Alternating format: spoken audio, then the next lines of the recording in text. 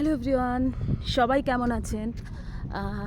আজকে মনে হলো যে আরেকটা বিষয় নিয়ে একটু আলোচনা করি, যেগুলো আসলে আগের ভিডিওটাতে এত ভালো আপনাদের রেসপন্স পেয়েছি।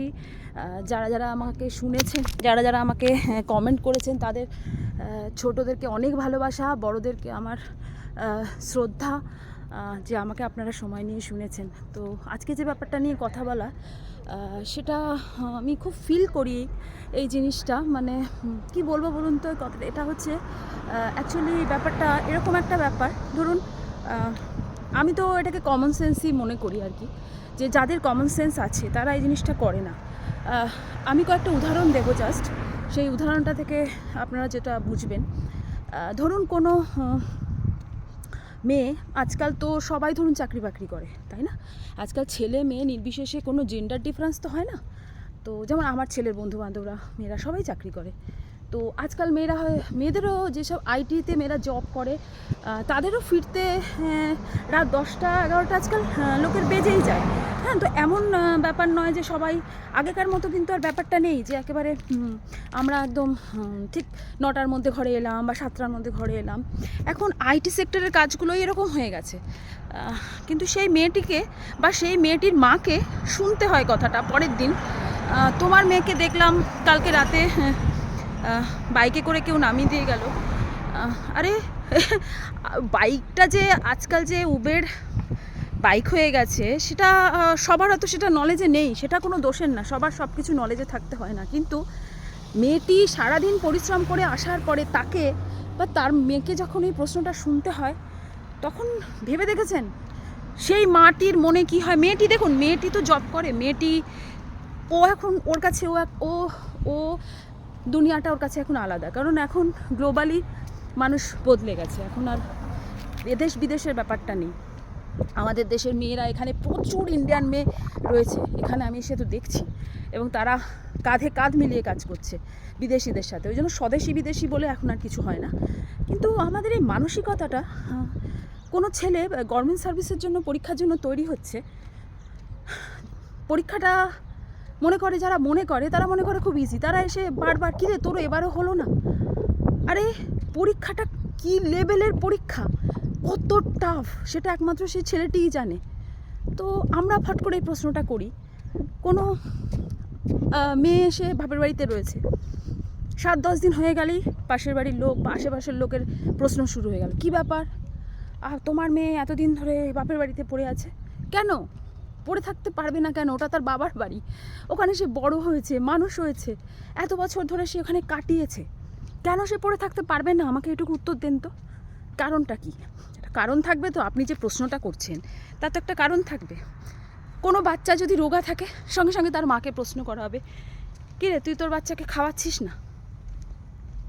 আবার যদি অন্যদিকে কোনো বাচ্চা মোটা হয়, হ্যাঁ তুমি বাচ্চাকে খেয়াল করছো না, তোমার বাচ্চা চিপস খাচ্ছে।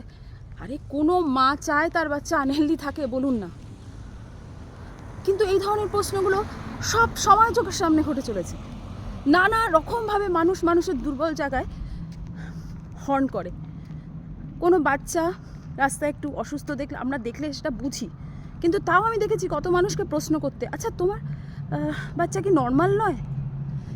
এটা বলে ওই মাটিকে আপনি কতটা কষ্ট দিচ্ছেন আপনি জানেন? এই ধরনের প্রশ্নগুলো যখন আপনারা করেন, এবার কি একবারও ভাবেন, একটা বার কি ভাবেন যে সামনের মানুষটা কত কষ্ট পাচ্ছে? কিন্তু আপনারা প্রশ্নগুলো করতে থাকেন। প্রত্যেকটা মানুষ তার নিজের জীবনে লড়ছে সারভাইভ করার জন্যে, প্রত্যেকে লড়ছে, প্রত্যেকে আমরা সারভাইভ করার জন্য কিছু না কিছু করছি। কিন্তু যখন এই ধরনের প্রশ্নগুলো আসে না, তখন তাদেরকে ভীষণভাবে মানসিকভাবে হার্ট করে। আর আপনি কথার কথায় অনেকে আমি বলতে শুনেছি, আরে তুই এটাকে এত সিরিয়াস নিস না, আমি এটা ইয়ার্কি মারছিলাম। না, আপনি ইয়ার্কি মারছিলেন না, আপনি জেনে শুনে বলেছেন। ইয়ার্কি মারার বিষয়টা টোটালি আলাদা। ইয়ার্কি মারার একটা জায়গা থাকে। ইয়ার্কি কখন মারি? আমরা বন্ধু বান্ধবরা, আমরা ভাই বোনরা একসাথে বসে ফ্যামিলিতে যখন সবাই মিলে মজা করি, এনজয় করি, তখন আমি ইয়ার্কির জায়গায় পরিণত হয়। কিন্তু আপনি ফট করে গিয়ে একটা সামনে মানুষকে এই প্রশ্নটা করে ফেললেন। আচ্ছা, মেয়েরা আজকাল পড়াশোনা করছে, লেট ম্যারেজ হচ্ছে, খুব স্বাভাবিক। আমাদের সময় যেটা ছিল মোটেই কাজের ছিল না। প্রত্যেকটা মেয়ের নিজের পায়ে দাঁড়িয়ে বিয়ে করা উচিত, এটা আমি মা হয়ে বলছি। একদম এর থেকে বড় কিছু হয় না। কিন্তু মাদেরকে এই প্রশ্নটা, কী রে তোর মেয়ের বয়স হয়ে যাচ্ছে, বিয়ে দিবি না কেন? আপনার প্রবলেম কোথায়?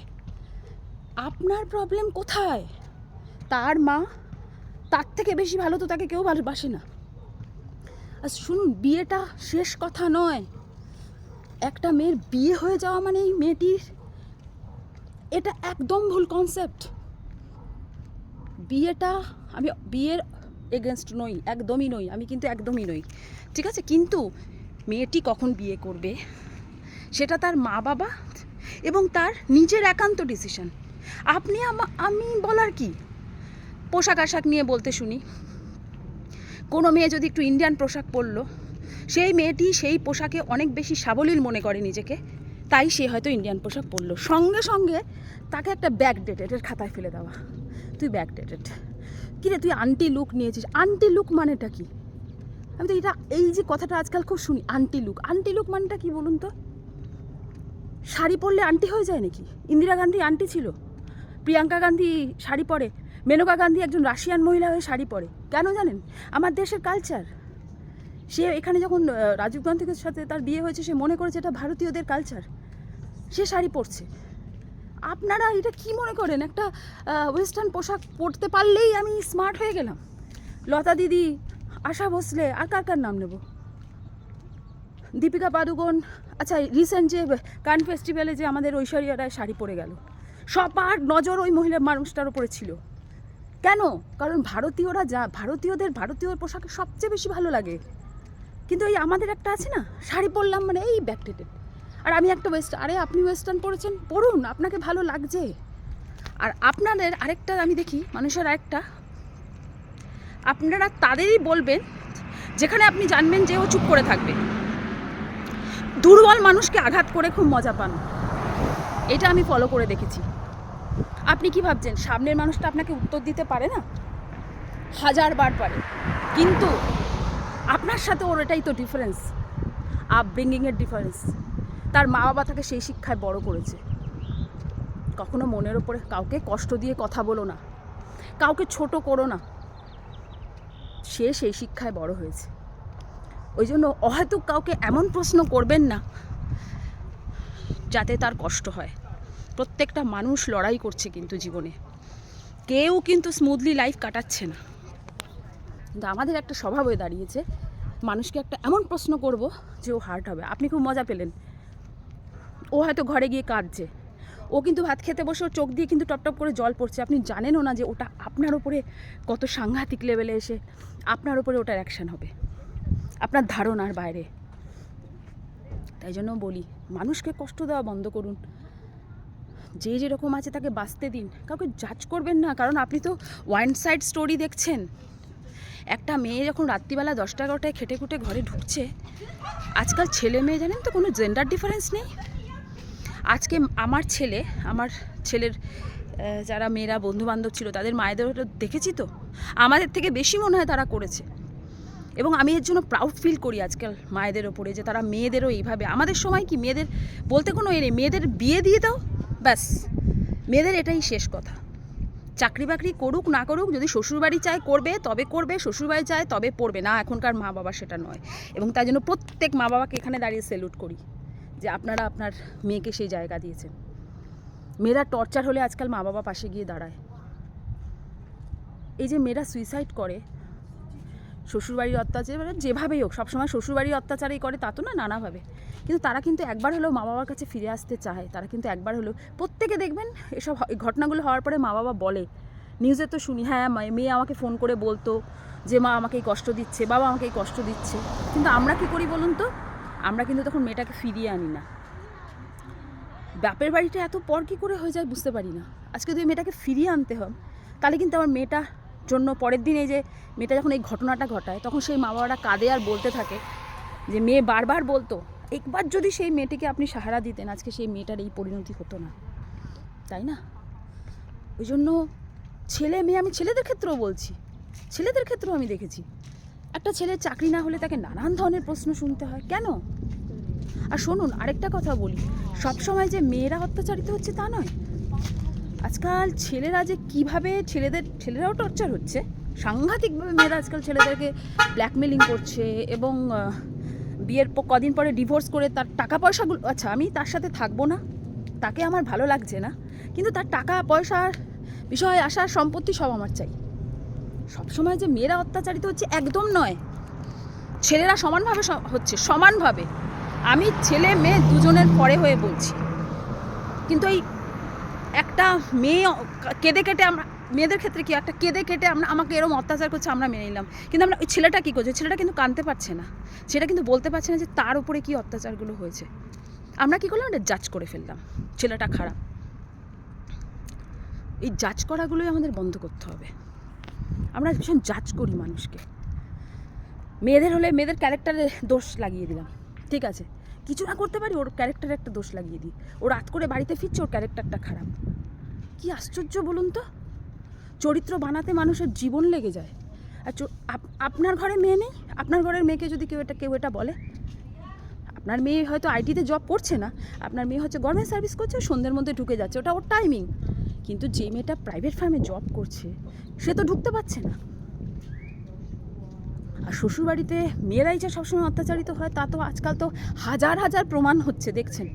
বিয়ে করে, এই যে কদিন আগে বিয়ে করে রাজ বলে, হ্যালো হাই, রাজ বলে যে ছেলেটা, তার দেখছেন আমি রাস্তা দিয়ে হাঁটছি, আমাকে পাশ থেকে হাই হ্যালো করছে, সে কিন্তু আমাকে চেনেও না, এটা এখানকার প্রসেস।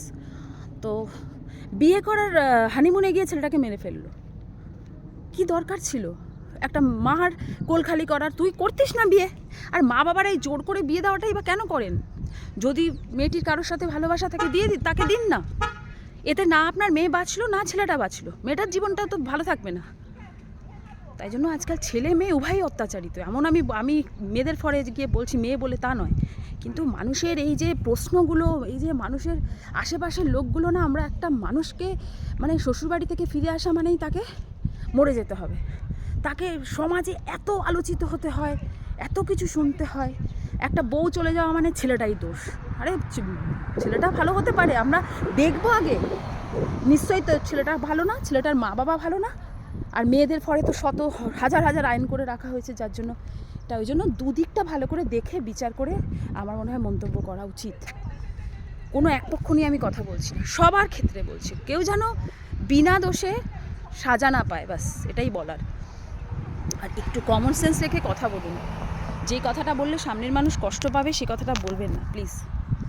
এটাতে সেই মানুষটার চোখের জলটা না আপনাকে এমনভাবে পড়ে, আপনার ওপরে এসে পড়বে আপনি ভাবতেও পারবেন না। আজ না হোক কাল, কাল না হোক পরশু, পড়বে তো বটেই। একটা কথা আছে না, পাপ বাপ কেউ ছাড়ে না, এটা আমি খুব বিশ্বাস করি। আমি দেখেছি, প্রচুর প্রমাণ দেখেছি, আর আমি তো বাচ্চা মেয়ে নই, আমার অনেক এক্সপিরিয়েন্সে এসে আজকে দাঁড়িয়ে এই ধরনের ভিডিওগুলো বলার সাহস রাখছি, কারণ দেখেছি, প্রতি পদক্ষেপে দেখেছি যে মানুষ কিভাবে এগুলো করবেন না। নিজেরা ভালো থাকুন, সবাইকে ভালো থাকতে দিন, ব্যাস এটাই বলার ছিল। আবার সবাইকে অনেক অনেক ধন্যবাদ আমার ভিডিওগুলোকে শোনার জন্য। Thank you so much, bye by.